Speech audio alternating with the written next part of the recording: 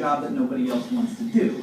But no matter what job we have, what it pays in terms of resources dictates our lifestyle. So finding a nice comfy niche that you have pretty much to yourself not only provides a steady income of food and other stuff, it also allows the species to avoid competitive exclusion. And this, in turn, helps create a more stable ecological community. It's an elegant and peaceful solution. I wish that we humans could figure out something as good, but as with anything in life, this relative security and stability comes at a price. The bummer is that it prevents some species from living the lifestyle that they could have if nobody else competed with them at all. This ideal situation is called a fundamental niche, and it's just that, an ideal. Few, if any, species ever get to live that way. Instead, because of the need to avoid competitive exclusion in order to survive, many species end up with a different job, and hence lifestyle. It's not necessarily the job that they studied for in college, but it makes a decent living, and that's called a realized niche. This, my friends, is how nature does conflict management, but it sounds... Okay, so let's just talk about the chunk we just talked about, and this is kind of where we left off last week.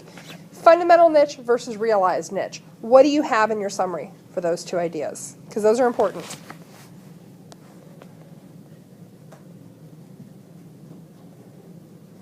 What's your niche to begin with? Yeah, it's your job. And it comes down to a lot of like who you eat, who eats you, where you live, how you reproduce. All those things make up your niche. So fundamental niche, he's saying, is what? It's your perfect job. This is the thing that you are most suited for. I mentioned on Friday that if somebody was willing to pay me anything I wanted to do, any job I wanted, you people are all nice, but I would be paid $500,000 a year just to bake blueberry scones. I make really awesome scones. They're kind of like a muffin.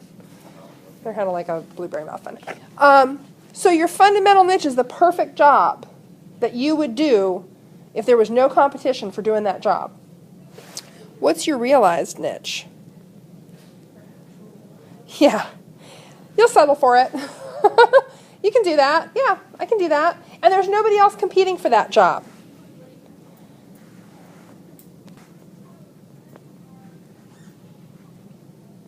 So the realized niche is the job you can do.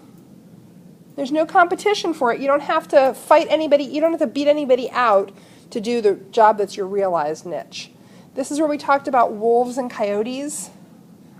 Coyotes are hunters. Wolves are hunters. This is what, like one of those, Godzilla versus whoever, who wins? Well, wolves versus coyotes as hunters. Guess who wins? Wolves. Wolves are bigger, stronger, slightly better hunters. They hunt in packs. They got a lot of advantages. Coyotes like fresh meat, but coyotes are also perfectly okay with eating scraps and carrion and carcasses.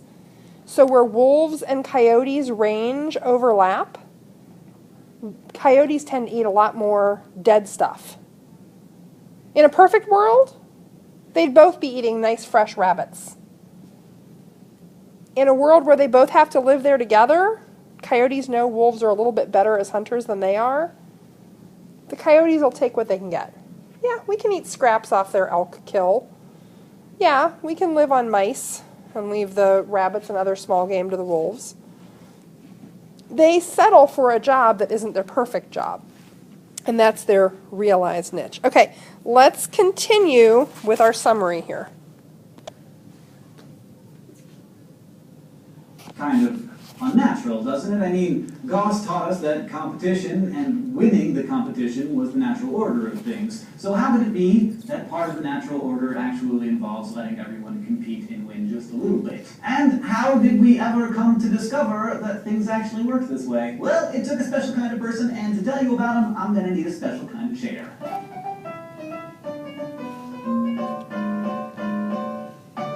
Canadian-born ecologist Robert McArthur was in his late 20s when he made a discovery that made him one of the most influential ecologists of the 20th century. While researching his doctoral thesis at Yale University in 1958, he was studying 5 species of warblers that live in coniferous forests in the northeastern United States. At the time, because there were so many different species of warblers that lived, fed, and mated in such close quarters, many ornithologists thought that the birds occupied the exact same niche and thus were an exception to Gauss's competitive exclusion principle. But McArthur...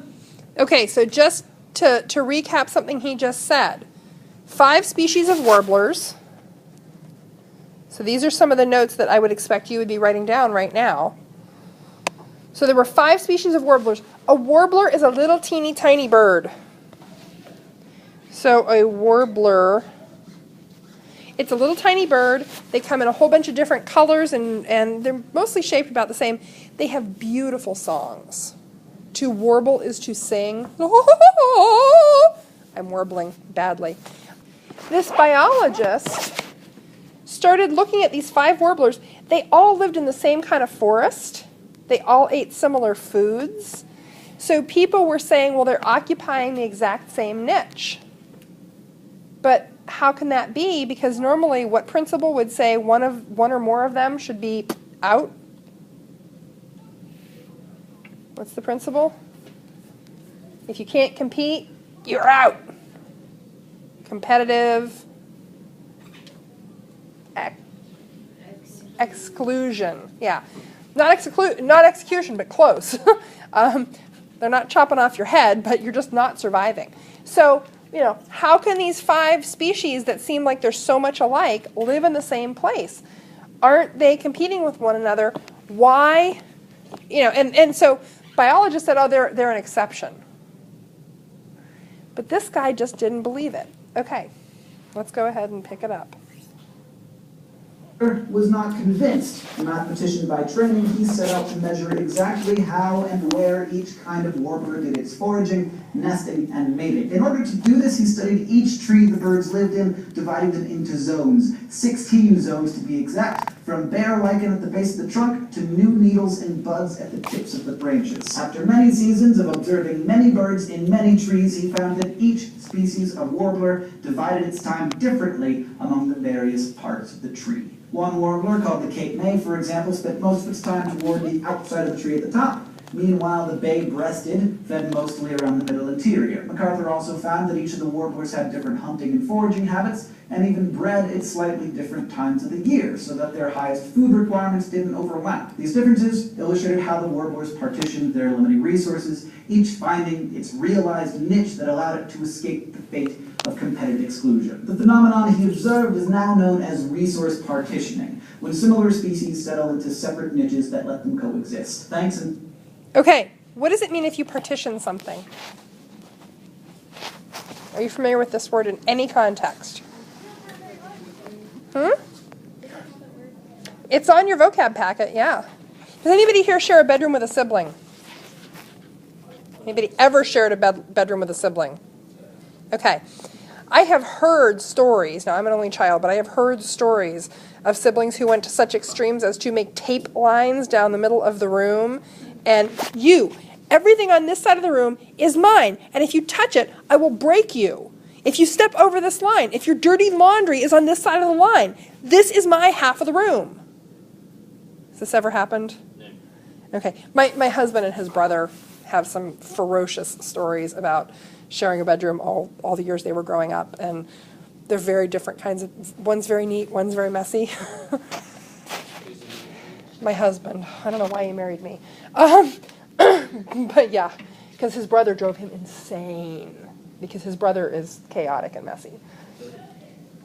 And, they partitioned off the bedroom so they wouldn't kill one another. I'm not sure it worked, but they both survived. When 2 species partition a resource that they're using, what are they doing? They're dividing the resource. They're dividing it up. Hey, you use this part, I'll use this part. And we're going to talk about this a lot. This actually is a classic study, and this guy was in his 20s. The one thing I want you to pay real close attention to, how did he get the data? How did they say he got the data? He divided trees up into zones and watched birds for years. 3 years of watching little tiny birds. It's a lot of watching. So in biology, very often, data collection is based on observations. Okay, let's do a quick summary chunk for this. This would be part of your notes. So what's the big idea in this chunk? Resource partitioning. What does it mean to partition, you said? To divide up. And what are resources? Stuff you need. Yeah, resources are stuff you need. So resource partitioning is where multiple species divide up the stuff they need. If you were summarizing this, you would also probably want to say something about where this idea comes from. And I don't expect that you'll remember the biologist's name, but like this came from a study of warblers. Little birds. We'll talk more about it later. So if you're... Okay, so that might be something you'd say for that chunk. Let's restart the video.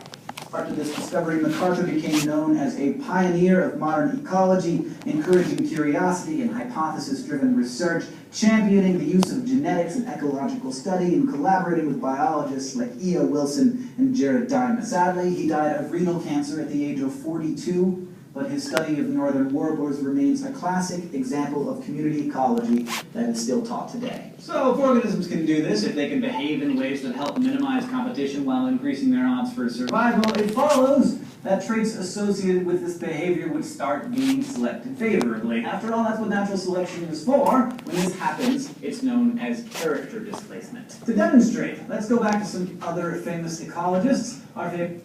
Okay, so I would say that this is probably going to start another chunk, this idea of character displacement. A couple of evolutionary biologists and lovebirds, Peter and Rosemary Grant. I told you before about how they observed the process of speciation among Darwin's famous Galapagos finches. Well, on the same island, Daphne Major, in 2006, they witnessed character displacement in action. For a long time, a small population of finches had the island to themselves, where they ate a variety of seeds, including seeds of the fever plant, which were bigger and more nutritious than the smaller seeds that were available, but were harder for the little finches to open. Then, in 1982, a group of much bigger finches showed up on the island, and they began to commandeer the island's abundant supply of fever plant seeds. Within just 20 years, the Grants found that these small finches' beaks shrunk to allow them to specialize in eating only these smaller, less nutritious seeds. But now the little finches had those seeds all to themselves. The traits of the two populations had actually diverged to help facilitate the partitioning of resources. See, competition can be hard on us, but it can also make us better people, or, finches, warblers, or kangaroo mice. But there are also kinds of... Okay, so let's take that as a chunk. So what was the big idea in this chunk he was talking about? Yeah, and he talked about character displacement. So character, C-H-A-R-A-C-T-E-R, displace, D-I-S, place, P-L-A-C-E-M-E-N-T, character displacement. Okay, and what he was saying was that on one of the Galapagos Islands, these biologists had been watching finches that had just sort of a normal-sized finch beak, and they ate a lot of this particular seed, which was a pretty big seed, and there were littler seeds, but those littler seeds were hard to crack. Well, then a species of bird shows up with a bigger beak. Yeah, and it was, wasn't this in the 2000s? What did you say? 2006, 2004, something like that. Anyway, that doesn't matter. That's not as important. But, okay, so these birds with bigger beaks showed up, and they start taking all the bigger seeds. Does this remind you of anything that we've done in here? Clipbirds. Yeah, if you've got a bigger beak, you can get bigger seeds, right? So these larger finches show up, and they take over the bigger seeds. After a few generations, excuse me, those little birds, actually, if you measured the beak size in their population, it was smaller. Why? Why would it be smaller? What were they living on now? The smaller seeds. So character displacement, you actually saw their traits diverge, because in the finch population that you already had, smaller beaks were selected for. That was the only food that they had access to exclusively.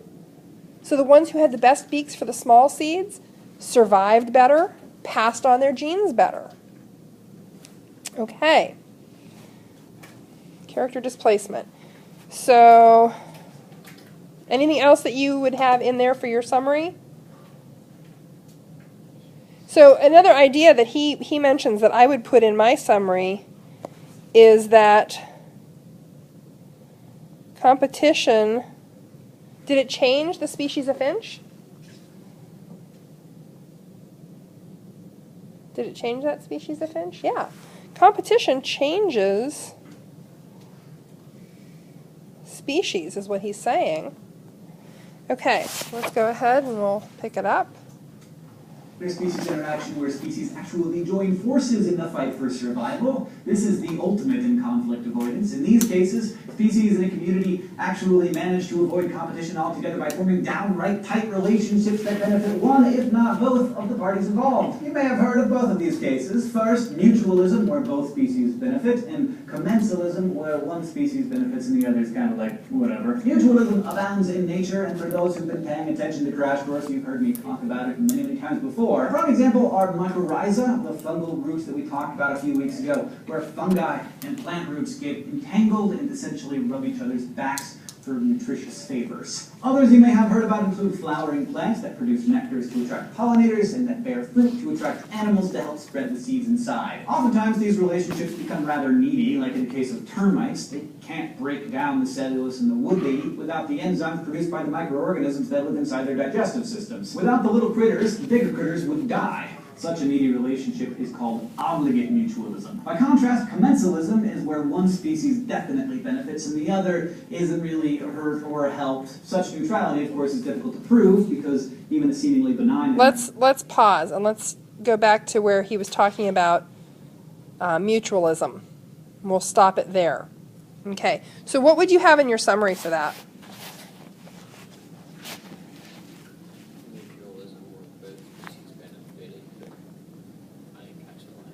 Okay, that's fine. Mutualism, both species benefit. What else do you have for summary in that chunk?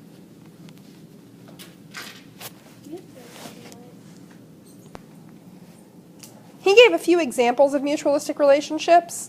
If you were doing a summary, you might only need to list one of those. You don't have to list every single one of them. What was one of the examples of mutualism that he gave? What was it? Well, that's the other kind of relationship. So these are, okay, little bugs, termites. He mentioned termites, and who are they cooperating with?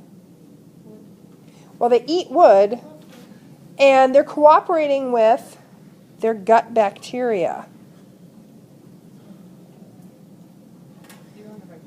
So the termites benefit because they can't eat the wood. The gut bacteria do that. The gut bacteria benefit because what are they getting out of it?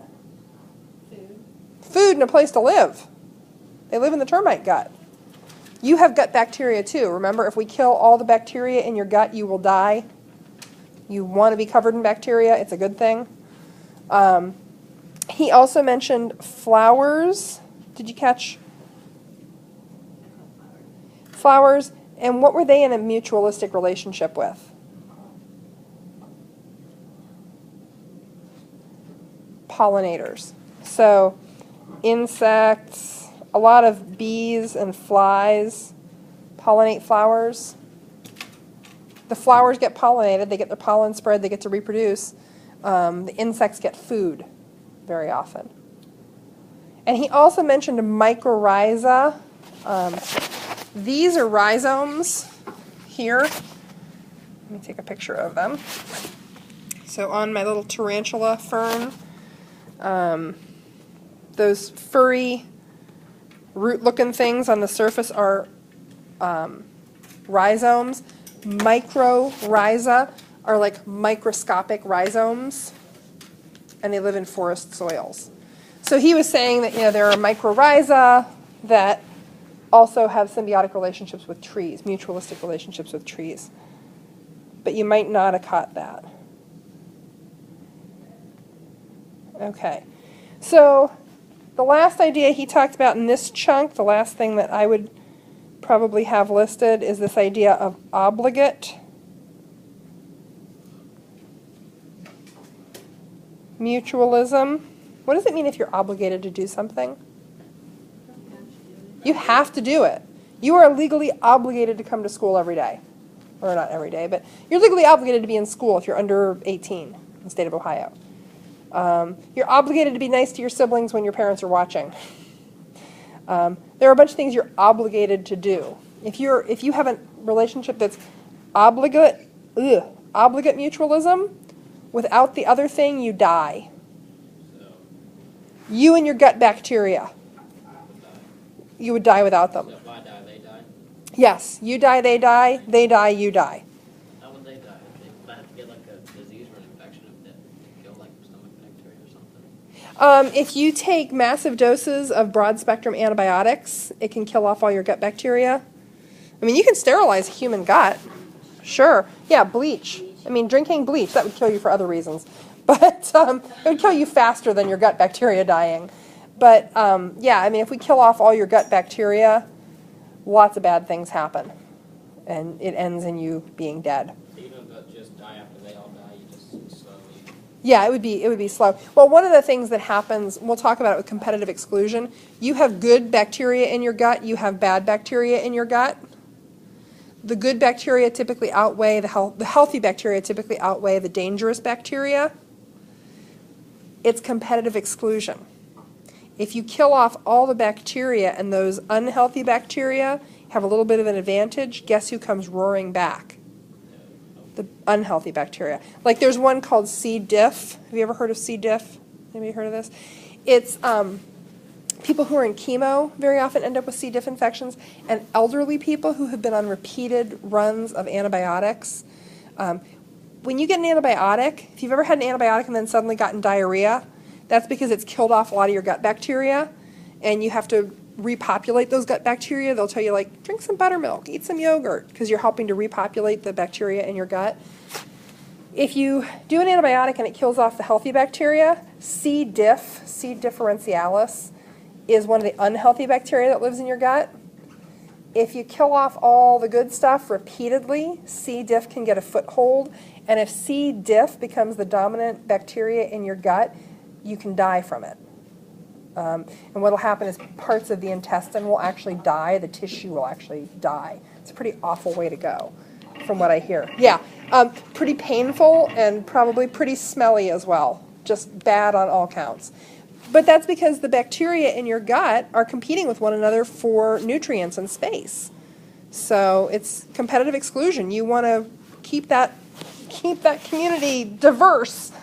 Okay, so obligate mutualism can't live without one another. All right, let's keep going with the video. Commensalism is where one species definitely benefits and the other isn't really hurt or helped. Such neutrality, of course, is difficult to prove because even a seemingly benign interaction probably has some effect. Barnacles, for example, hitchhike on gray whales, getting a free ride through swaths of plankton-rich water for feeding. While clearly a benefit to the barnacles, the relationship is often considered commensal because the whales probably don't really care whether the barnacles are there or not. Or do they? The barnacles might slow down the whale as it swims through the water, but on the other hand, they might also serve as a type of camouflage from predators like orcas, in which case they confer an advantage. So it probably comes down to meh for the whale, and when you consider all the other possibilities out there when species interact, meh isn't such a bad option, especially considering that next week We're going for the throat, by which I mean we'll be investigating the kill-or-be-killed world of animal predation and all of the fantastic evolutionary changes it can trigger that lead to even greater diversity in ecological communities. There probably is going to be a lot of blood, though, so you might want to bring your poncho. Thank you for watching this episode of Crash Course Ecology. Okay, we're going to stop him there. So the last idea he talked about was what? What would you have in that last chunk?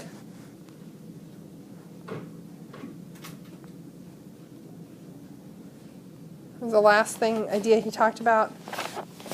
Well, just gonna. Okay, commensalism. So whales and barnacles. Barnacles are these little things that look kind of like rocks that cling to docks and ships and whales and rocks in the bottom of the ocean. And, you know, it's like having lichen growing on a tree or a rock. They're just like this little crust of stuff. So does a whale even know they're there? Who knows? They're barnacles alive? Yes, they're a living thing. They're a living thing. They have a little wormy-like neck that'll come out of that little shell. Little gooseneck barnacles. Kind of creepy looking, but they're cool. So they hitch a ride on the whale, and they get to benefit because the whale takes them through nutrient-rich water. They get to go places because they can't move on their own. So they benefit. The whale probably isn't hurt by it. Okay. Anything else that you would have in that last chunk? Okay. You're going to turn in your summary that you did on the video. Just put it in the box. And we're going to pick up with some notes. Okay. So we are picking up with chapter 21 that entire time. Okay, so we talked a little bit about our learning goals. We're going to start off talking about the different relationships that exist inside a community. We're going to start off talking about symbiotic relationships. Okay, so symbiotic relationships are close relationships between different species. They've evolved over many generations. We talked about this a little bit in chapter 20, or chapter 19. And there are 5 major categories that we're going to talk about. We are going to start off today, and we won't have a whole lot of time, but we're going to talk a little bit about predation.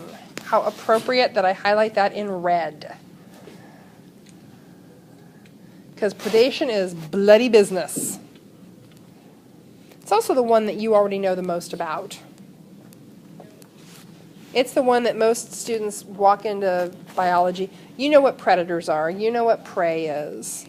You have that. So in the video we saw, he talked about competition, mutualism, and parasitism. That's the order he starts them in, and then he goes back to pick up predation and parasitism. We're starting off with predation. And we won't spend a whole lot of time on it because it is something that you kind of know in large part. One species kills, captures, consumes another species.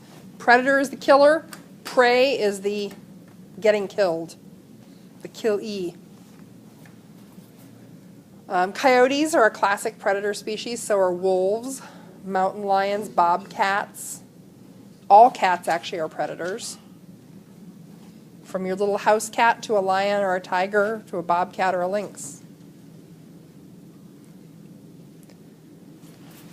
You might recall in the last chapter we saw a graphic that looked like this.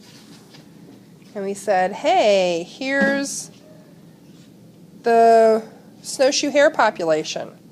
And when the snowshoe hare population goes up, what goes up after it?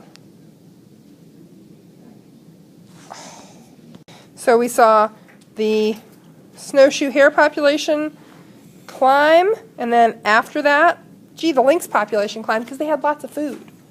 And then, because there were lots of lynxes, the snowshoe hare population crashed. And when their food population crashed, what happens to the lynx population? It crashes. And then there aren't very many lynx, and oh gee, the snowshoe hares recover really nicely, and you get the picture. When there are more rabbits, more coyotes survive, they shrink that rabbit population right back down. Okay, we will pick up here tomorrow.